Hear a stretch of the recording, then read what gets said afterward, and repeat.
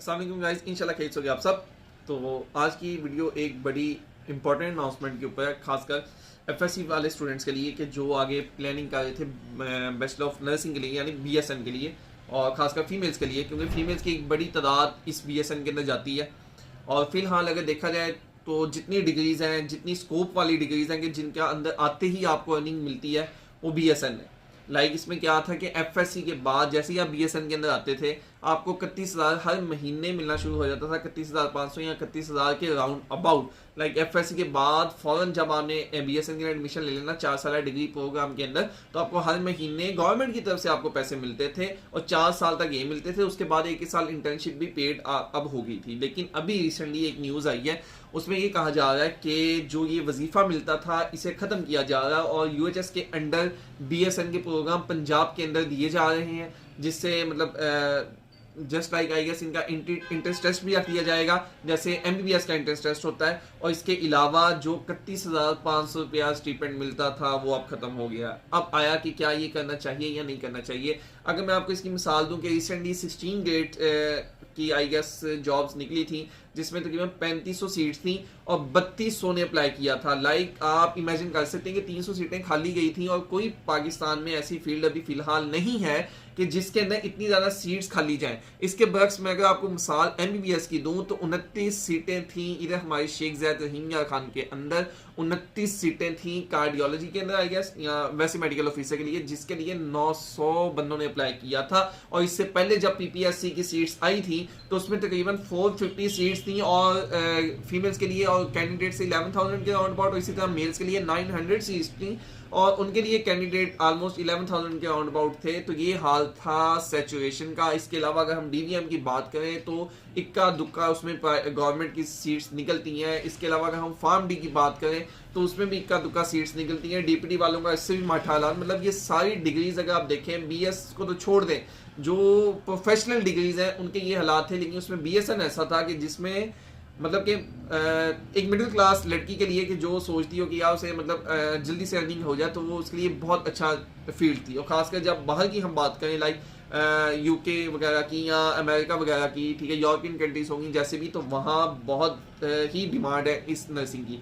लेकिन अब आया कि ये होगी या गवर्नमेंट अगर स्टिपेंड इसका ख़त्म कर देती तो फिर क्या ये करना चाहिए या नहीं करना चाहिए। तो यार हर डिग्री की तरह जिसे भी करने से पहले आपको ये सोचना है एफएससी के बाद कि मैं पढ़ क्यों रहा हूँ। अगर पढ़ रहा हूँ या पढ़ रही हूँ, क्यों पढ़ रही हैं, कि क्या पैसे कमाने के लिए पढ़ रहे हैं या सिर्फ डिग्री लेने के लिए पढ़ रहे हैं। अगर तो सिर्फ डिग्री लेने के लिए पढ़ रहे हैं तो फिर कोई भी आप डिग्री कर लें, जो आपका दिल करता कर लें, ठीक। लेकिन अगर आप पैसे कमाने के लिए पढ़ रहे हैं, आप एक मिडिल क्लास फैमिली से, आप कहते हैं कि मैं अपने घर वालों के ऊपर बोझ ना बनूं और मुझे फौरन आगे जॉब मिल जाए, तो उसके लिए आपको सोच समझ के कदम उठाना होता है। बीएसएन उसके लिए बेस्ट ऑप्शन था मेरे हिसाब से, ठीक है। बीइंग अ डॉक्टर मैं ये बात कर रहा हूँ कि बीएसएन उसके लिए बेस्ट ऑप्शन था, क्योंकि आपको एफएस की बात से ही अर्निंग स्टार्ट हो जाती है। 4 साल 5 साल आपको पैसे मिलते जाते हैं, उसके बाद भी जॉब का इशू नहीं आता, ना प्राइवेट सेटअप में ना गवर्नमेंट सेटअप में। उसकी मिसाल मैंने आपको दे दी कि कैसे 3500 सीट्स में से 3200 सीट्स मतलब वाले आए थे और 300 वैसे ही खाली गई ना।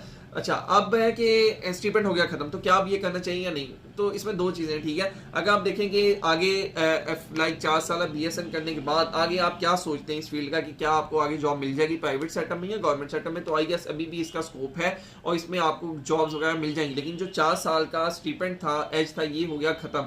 तो अब ये सोच समझ के आपको करना है, क्योंकि हमारी सोसाइटी में मतलब एक लोग तो फिर कोई भी बात कर सकते हैं, लोग तो फिर एमबीबीएस वाले को भी कहते हैं कि अच्छा एमबीबीएस किया, आगे क्या करना है, आगे किस फील्ड में आपने स्पेशलाइजेशन करनी है, बस एमबीबीएस ही किया या किस कॉलेज से कर रहे हो, अच्छा डीजी खान से कर रहे हो, अच्छा साहिवाल से कर रहे हो, ठीक है, किंग एडवर्ड नहीं हुआ, आगा खान नहीं हुआ, मतलब वो आपको ऐसी बातें भी करेंगे। बाहर क्यों नहीं जा रहे पढ़ने को, तो ये बातें करते रहेंगे लोग, ठीक है। अगर आप कोई लाइक फार्म डी के अंदर टॉप कर लें, डीपीटी के अंदर टॉप कर लें, तो वो फिर भी आपको बात करेंगे कि आपने एमबीबीएस में एडमिशन क्यों नहीं लिया। इसी तरह अगर आप बीडीएस में भी टॉप कर लें, वो फिर भी कोई ना कोई बात करेंगे कि भाई तेरा एमबीबीएस में दाखिला क्यों नहीं हुआ। तो इन बातों को साइड पर से पुश डाल के अपने शौक से एक डिग्री चूज करें। दूसरा ये देखें कि मैंने किस लिए पढ़ रहा हूँ। अगर तो मैं लाइक वेल सेटल्ड होने के लिए पढ़ रहा हूँ, या वेल सेटल्ड तो नहीं ख्याल हुआ जाता, लेकिन एक सेटल्ड हुआ जाता है, एक आप टेंशन फ्री हो जाते हैं फाइनेंशियली, तो उसके लिए आपने देखना है कि आप कौन सी डिग्री में चूज करें। आया आप MBBS चूज करते हैं, BSN करते हैं, जो भी करते हैं, तो इस चीज को मद्देनजर लाजमी रखें। अब ये स्टीपेंड खत्म हो गया है, ठीक है, लेकिन अगर आप कहेंगे 4 सालों के बाद की क्या जॉब के हालात होंगे, तो नर्सिंग को आई गैस वैसे भी क्लिनिक खोलने की इजाजत हो गई हुई है जहां तक मुझे पता वल्लाह आलम। और इसके अलावा प्राइवेट सेटअप में इनके बगैर हॉस्पिटल नहीं चलता, गवर्नमेंट सेटअप में इनके बगैर हॉस्पिटल नहीं चलता। इनकी डिमांड पाकिस्तान में भी है और बाहर इससे भी ज्यादा है, जहां तक as far as I remembered. हाँ, एक दफा मैंने एक एडवर्टाइजमेंट देखी थी, उसमें था कि जो नर्सिंग के लिए यूके जा रहे हैं उनकी सैलरी ज़्यादा थी और जो डॉक्टर था उसकी कम थी ना।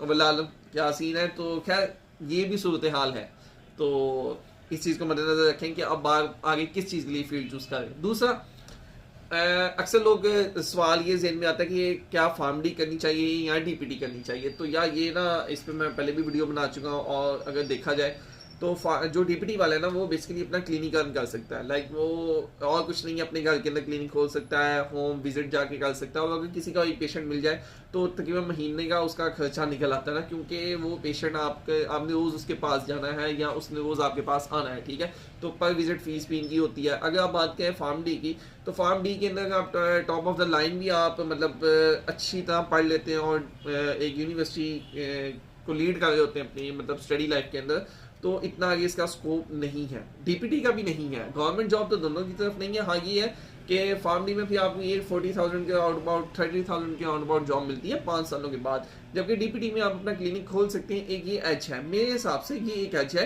तो दूसरा मतलब आप ये ना कहिएगा कि यार डॉक्टर लग जाता है भाई सारी ट्राई। मैं ये नहीं कहता कि कोई डॉक्टर बहुत अच्छी मतलब कि प्राउड वाली चीज़ है, ऐसी बात नहीं है। लेकिन अगर आप ये कहो कि भाई हम MBBS नहीं करें तो हम DPT करके डॉक्टर साल लगा लेते हैं, तो डॉक्टर का टैग आप लगा भी लें किताबों में, लेकिन आवाम में जो डॉक्टर को डॉक्टर समझा जाता है वो MBBS वाले को ही समझा जाता है। तो इसलिए उस कॉम्पिटिशन में आप ना आइएगा।